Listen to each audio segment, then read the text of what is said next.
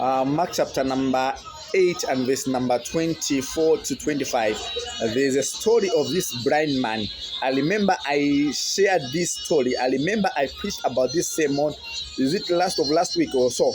That is live on Facebook. And we see and notice that Jesus, after this man was brought to him, and it was the same time that Jesus had fed the 5,000 people.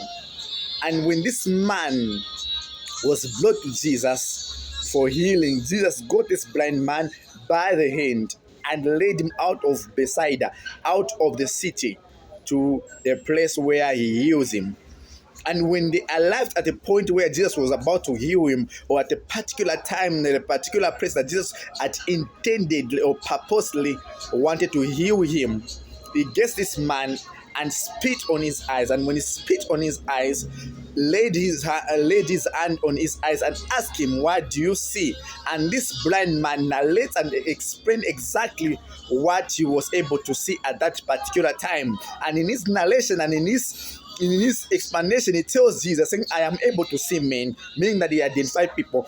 And he went on to say, "The way I'm seeing these men, I'm seeing them moving, I'm seeing them walking," meaning that he was able to tell what these guys or what these people were doing. And he tells him, saying, "The way I am seeing them like trees." So meaning that he knows how trees look like in his small capacity. So now Jesus, hearing his explanation and his narration, he laid his hands for the second time and his eyes were restored. I want you to notice something. When Jesus got this man from the hands of the people that led him to Jesus for healing, Jesus grabbed him by the hand and began to walk with him. This is what it means. It means that Jesus was not only interested in healing this man, was not only interested in casting out the blindness out of the sight of this man, but he was also interested in having an encounter with him, was interested in having a relationship, or rather an intimate relationship with this man. So when he got this man by the hand and begins to lead him, Jesus had the capacity, that had the ability to heal this man there and then. So now, instead of Jesus healing this man there and then, he got him by the hand. And I believe and I understand that as we were going, as he was leading this man, he was busy teaching him one or three things. There are people that came to Jesus for healing.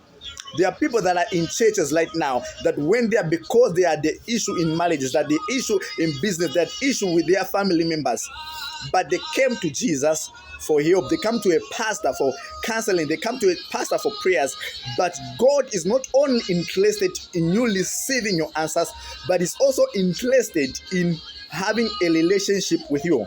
Is also interested in having an encounter with you, having a personal relationship with him.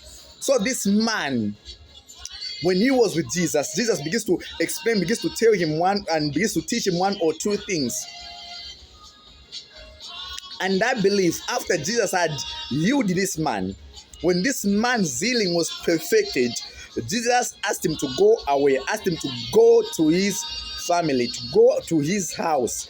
So I believe that Jesus intendedly or purposely or deliberately sent this man to evangelize. Jesus sent him to evangelize, tells him, saying, "No, I want you, the same healing that you have received, I want you to go and share with your family. I want you to go and tell your family, saying, you know me. I was blind. I was born blind. I was blind. But I met this man, Jesus." So his testimony begins to touch lives, begins to change and transform the family members. The faith of people that people had lost was begin to restore because of the testimony of this man. Your testimony will transform people. Jesus can heal you. Jesus can deliver you. Jesus can set you free from that power, from that bondage, from that spirit, from that affliction. But he is interested in having a relationship with you. And that through that relationship, your testimony is birthed out. And when your testimony is birthed out, you will share the testimony with people. And when people are hearing your testimony, they will be amazed of what God did through you.